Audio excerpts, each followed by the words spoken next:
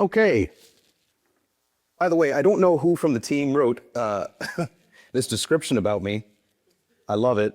I'm going to provide an address touching on resiliency, humor, and grace. Grace is not my forte. For what it's worth, as you're going to learn shortly, only time I've seen grace and my name mentioned in the same sentence was, "Josh, put your fork and knife down. We haven't said grace yet." Okay, let's dive in. 1931, a couple named Ted and Dorothy bought a drugstore in the town of Wall, South Dakota. Now, starting a business in the middle of the greatest economic depression of the 20th century might seem like a pretty poor idea. And for the first 5 years, it certainly was. They really struggled to get butts in seats and people into the store. Now, the interesting thing about Wall is that it's in the Badlands of South Dakota, which is a very deserty, kind of dry area. And one day, Dorothy was staring at the highway, watching drivers pass by a major thoroughfare, and she thought, what if we offered them free ice water? So, Ted and Dorothy hand-painted dozens of signs and put them up and down the highway along the Badlands of South Dakota. They simply said, free ice water, Wall Drug Street. Wall Drug Store, not Wall Drug Street. That's a very strange movie. Wall Drug Store. And the effect was pretty immediate. Road-weary travelers who were thirsty for refreshment started pouring in by the hundreds, and then the thousands. By their first summer of doing this, they attracted 20,000 people to their pharmacy. And over the next 100 years, this place evolved into a bizarre tourist destination, transforming from a 1,500 square foot drugstore into a 76,000 square foot tourist location, complete with, for some reason, animatronic dinosaurs, a working chapel, antiquities, and their original free promise of brand water. Sorry, their original brand promise of free ice water for anyone stopping in. I think last night the minister said we attracted 2 million people to the province last summer. I think that was the number. That's what they attract annually to this drugstore in South Dakota over the last 100 years. Now, what I love about this free ice water story and the Wall Drug Store is a few things that remind me of tourism in Nova Scotia. One is that it's a scrappy idea. It costs very little money to give away water. Two is that it's an off-kilter idea. It's pretty strange, and so are animatronic dinosaurs. Three is that it's a generous offer, one in which there's a give without an expectation of a receive. And the fourth is that it takes people who are cruising along on a highway and pulls them off and forces them into a moment that they share with loved ones, and it becomes a memory. This is our original brew pub location. It's actually a hodgepodge of 4 different buildings, 2 residences up above, a Mediterranean restaurant out front, and an audio equipment storage warehouse in the back. And while my co-founders and I successfully raised about $1 million to build our first brew pub, we did not raise enough money to pay ourselves properly, so for the first 4 years, from 2014 to 2018, we lived above our business, above a bar, brewery, and beer garden. If you look in the back right window, above the garage, that's my old bedroom. If you use the upstairs washroom today, that's where my pillow was.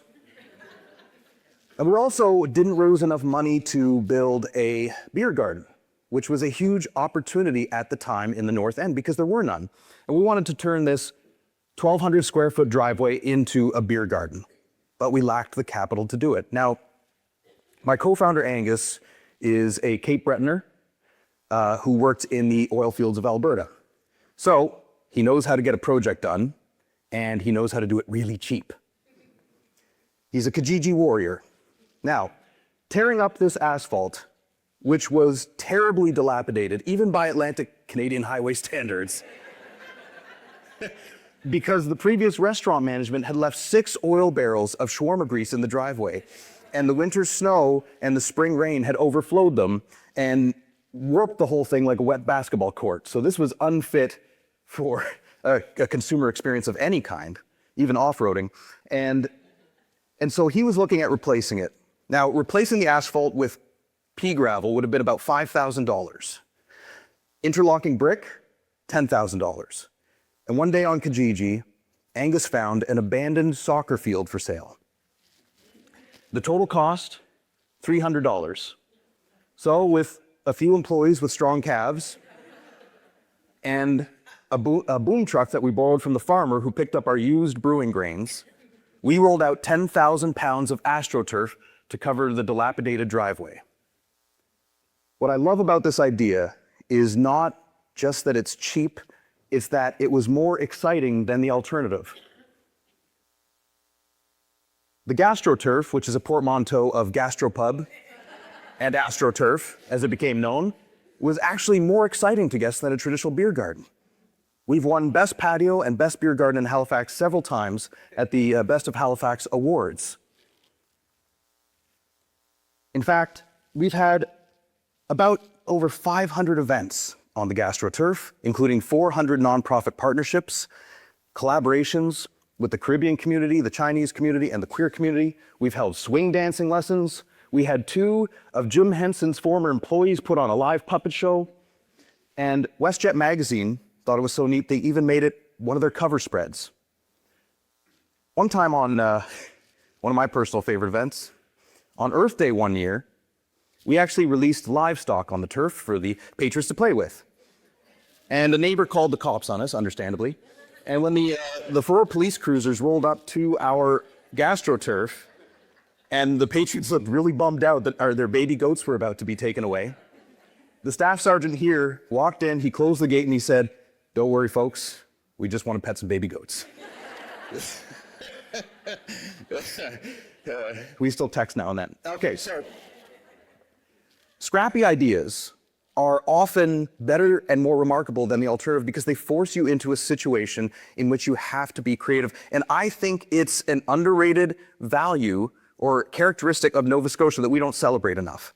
I love the opulence of Fox Harb'r. This is my first time here. It's stunning. Well done to everyone here. Sometimes it takes a long time to get there, right? And some people that I've met at this conference are running small farms or even a lobster shack, right? And you have to get a little creative with how you bring people in. The good news is that you can do that in an exciting way.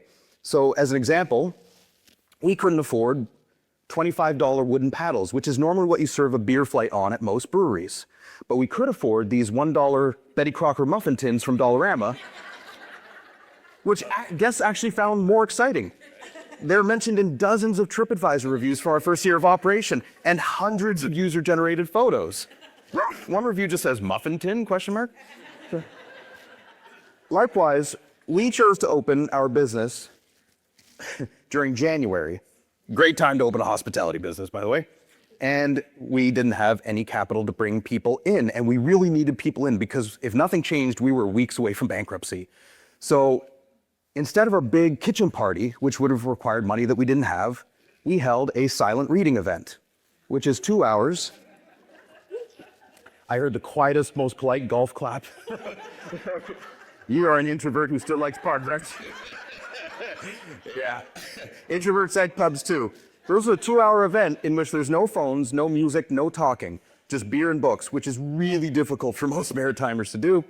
And basically, this thing filled the place to capacity with a line out the door with only 72 hours notice and a single Facebook post. These are 2 Canadian Olympic soccer legends talking about the so-called stadium we have in Halifax. Okay, I'm proud to say that Good Robot is a sponsor of the Halifax Tides, which is Atlantic Canadian's first professional women's soccer club. And our stadium is basically bleachers and sea containers, including the change room for this Olympic team that played there in October, and it was freezing. But what they said about us in Halifax is that, oh my God, the team, the fans are nuts. They're crazy in the best way possible, right? And so that's kind of the energy we bring. It's scrappy, but it's also fun. Now, with scrappiness, inevitably comes a little bit of weirdness. Nova Scotia, and I don't see this celebrated enough, we are a weird province. We're a little bit off kilter. Our fastest selling product of all time is not an award-winning, barrel-aged, naturally fermented beer fit for a beak. It is a seltzer flavored like moon mist ice cream, which if you haven't had before, it's ungodly. It's a baffling mashup of bubblegum, grape, and banana, swirled in a flurry of neon colors. This Frankenstein product, on opening day, had a line down our block, and we sold 3,000 liters of it in 12 days. And a lot of it went to Canadians across the country who had visited Nova Scotia and wanted a taste of what they had experienced before. And we're not the only ones with weird products. Okay? Recently, everyone know Black Harb'r Distilling? One person, there we go. Her lobster vodka, which is exactly what it sounds like, was featured on Access Hollywood in the last few weeks, being consumed by none other than Saved by the Bell's AC Slater, Mario Lopez. And then it got in the hands of several other influencers, and now she can't keep it on the shelf. She's flying to keep up. And we all know the Halifax Donair, a very strange product for a place to be known for. Kind of like the New York boiled hot dog, right? But even Anthony Bourdain, the legendary culinary enthusiast, was a huge proponent of this when he visited us. This was my walk to the gym every morning. I walk by one of the Titanic graveyards. There's about 48 of them. And this is comedian Anthony Bourdain. Anthony Jeselnik, who performed at the Great Outdoor Comedy Fest last year in Halifax. And he came back from Halifax and did a podcast about how strangely obsessed with death we are. From a maitre d' at the hotel to his walk up Citadel Hill to a person at the hotel gym. Oh, have you heard about our excursion? Which most places would be kind of sensitive to talk about. Like, oh, somebody died right there. And he's like, they're nuts. They love talking about this tragedy. They love death. It's a really bizarre phenomenon. Everywhere in Halifax you walk is a memorial for Titanic or a ghost tour or an explosion monument. Peggy's Cove has multiple social media accounts associated with the Black Rocks. They have merchandise associated with the Black Rocks. Even Barrett's Privateers, maybe our most famous sea shanty, is a song about a ship sinking and all the crewmen dying. They wish they were in Sherbrooke now because their ship is sinking. We are a very strange bunch. Our icons are not Hollywood A-list celebrities. There are artists with severe disabilities, Black loyalists fighting for their freedom, screaming weathermen, and pot-smoking, grocery cart stealing trailer park boys. That's why people visit us.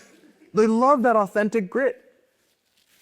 Now, so much so that maybe 8 years ago, when the only content we could find online that sort of showed startup life was mirroring lifestyles of the rich and famous, our company decided to make a parody of MTV Cribs, in which we shared what it was like to live above a startup business in Nova Scotia, with most of our mechanical, electrical equipment not working, sharing an office and a living space with our bartenders and our brewers, subsisting on a diet of mostly bananas dipped into peanut butter and leftover pizza, and otherwise just having a good time, but a scrappy one. This video went sort of locally viral in Halifax for a while, and when it came out on a Saturday, there was a couple in Toronto that saw this thing at 10 p.m., and they wanted to come to Nova Scotia so bad that they booked the next flight out to Halifax at midnight. And when we showed up to open our tap room on Sunday morning at 10 a.m., they were standing there waiting for us, ready to experience our off-kilter spirit. Now, we are not known as a wealthy province, but we are a very generous province. As we know, every year we send the city of Boston their Christmas tree. And we're also very generous with our time, which I don't think is something we always acknowledge. And that is a huge gift, especially in this modern day and age. We are known for being gossipy. And what is gossip really, besides light slander? It is behind the scenes information about what to do. Every time I walk into one of our tap rooms in the summer, I see a couple traveling from somewhere or a family, and one of our bartenders is kind of curating a map for them to show them where to go next. Here's where all the locals go. We love doing that stuff. We love having the inside scoop and sharing it. Want to know one of the top rated attractions in the province on TripAdvisor? The Nova Scotia Welcome Center. It's the #1 rated attraction in Amherst.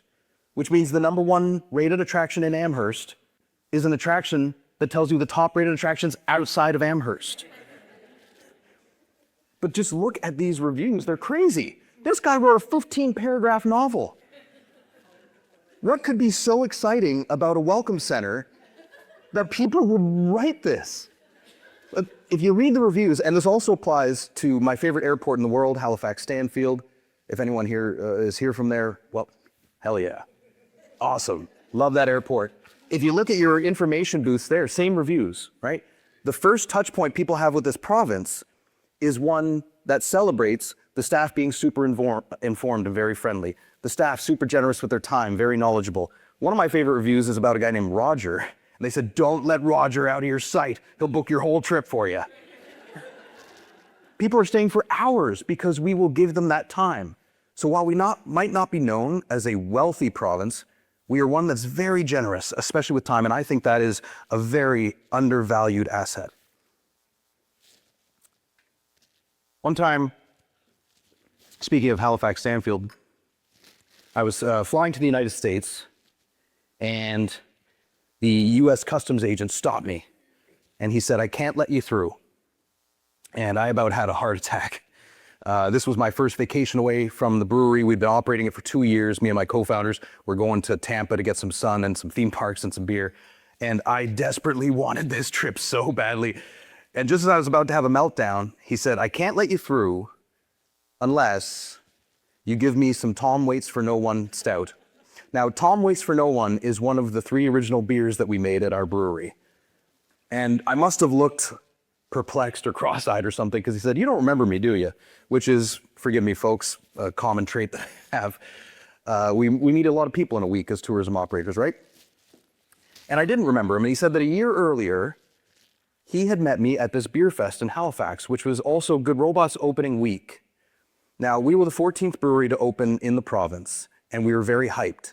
So while most of the breweries that day had maybe 5 or 6 people at their table, we had a line of 80 people at all times standing in the Olympic Center parking lot in an unseasonably warm May.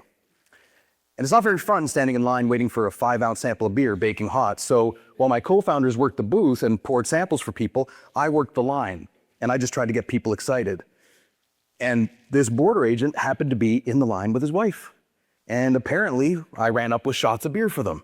And we danced, and we told jokes, and we got the line all excited about getting some 5-ounce samples of beer. Now, for me, this was just another day of work. One of hundreds of engagements I had already had that day.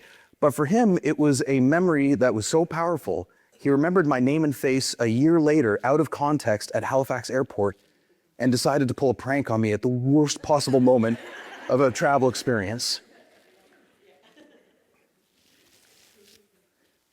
I like this plot. Years we think we have with people, number of times we'll actually be with them. I think a lot about death, not in a negative way. I'm just very curious about it, and I'm curious about the passage of time.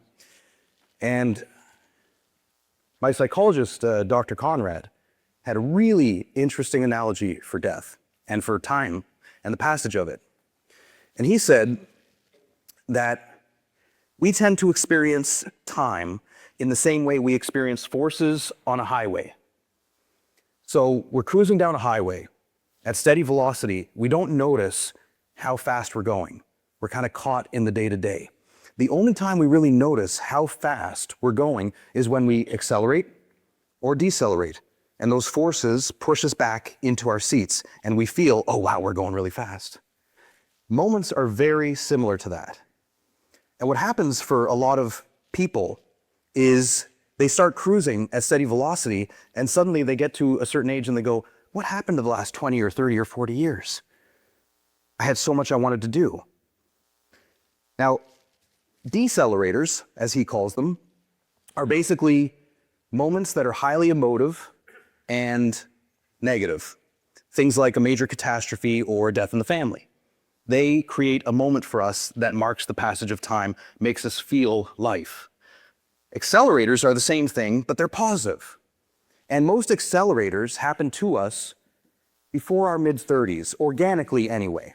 Things like our first 10 birthdays, which are all special. your 11th, 12th, 13th birthday, all special, your 16th, 18th. To paraphrase one of my favorite comedians, when you turn 39, nobody gives a shit.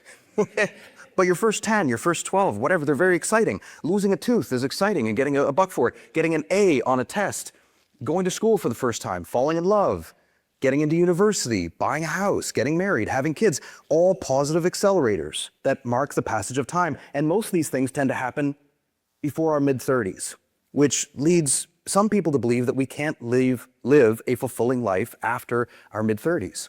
And that's not true. It's just that we have to work harder to program accelerators into our lives because they're not as organic as they once were. They don't just happen to us.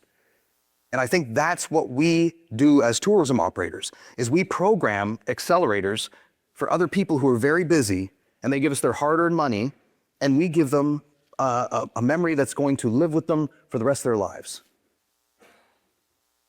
In The Power of Moments, a fabulous book if you haven't heard of it, by the Harvard psychologists Chip and Dan Heath, they talk about moments, what I call accelerators, and they say that there are 4 elements that create a moment. Moments of pride, one in which we are celebrating an accomplishment. Moments of insight, one in which we change our perspective on something.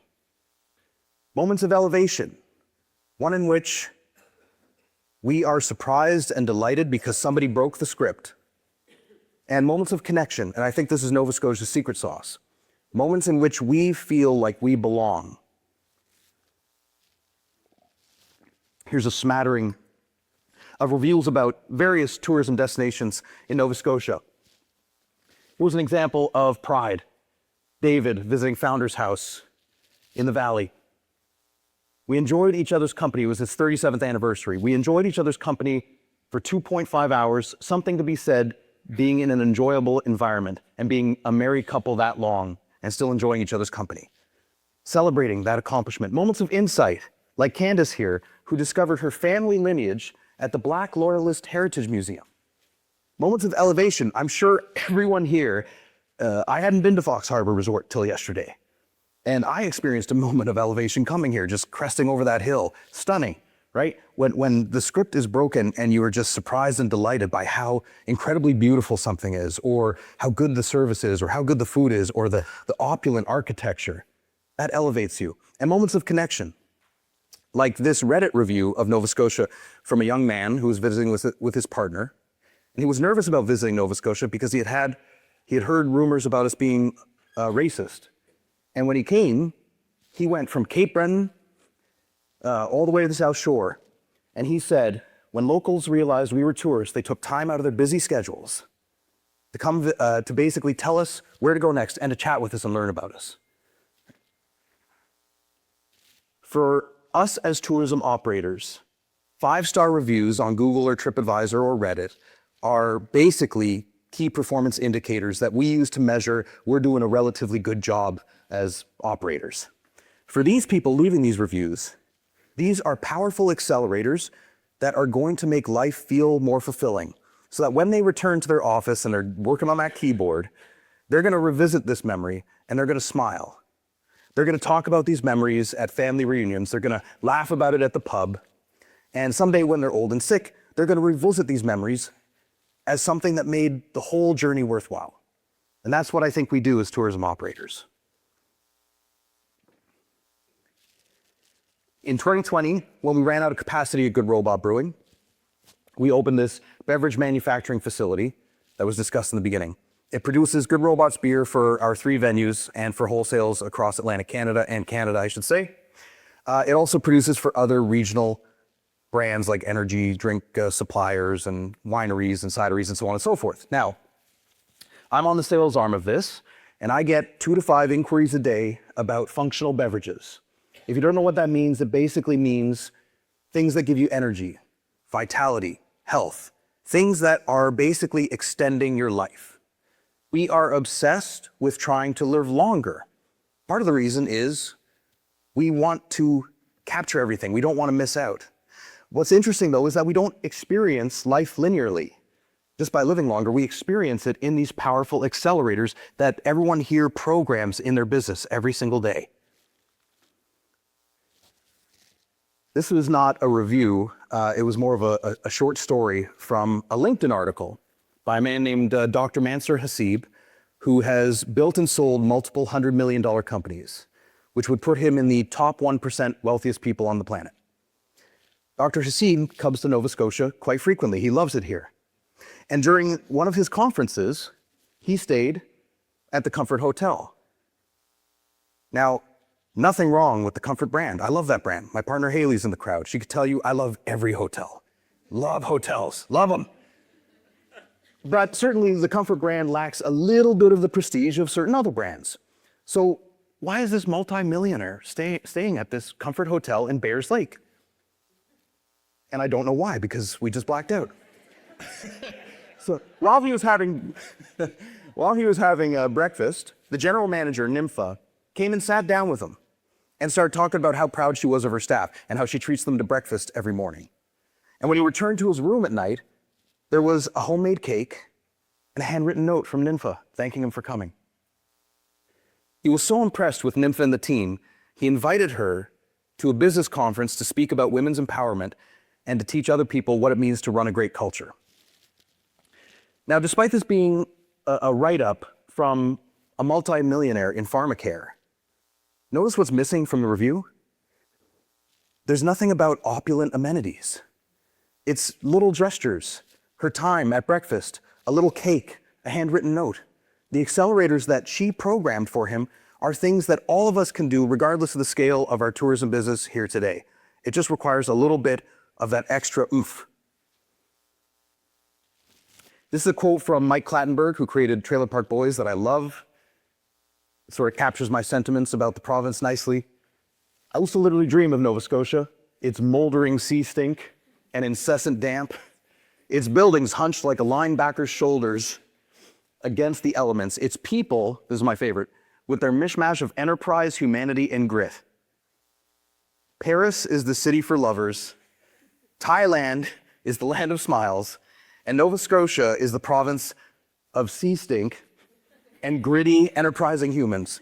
And I think that's something we should be really proud of, right? That's something that we should be celebrating, because other people love coming here for exactly that reason. I don't think that, or at least I like to think that, we wouldn't have made WestJet Magazine if we had just replaced our driveway with pea gravel. Scrappy ideas can generate creativity, and they can create moments for people that last a lifetime. And every day as tourism operators in this province, we create moments of insight, moments of elevation, moments of pride, moments of connection. I think connection's the number one. The thing we do best is make come from ways feel like they are welcome. And I love that. We talk a lot about healthcare in this province, and the job of a medical doctor is to keep you alive.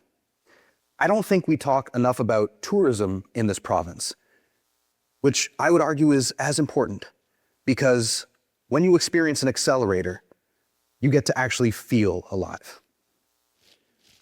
Thank you for listening. My name is Josh, and I'll see you in Halifax.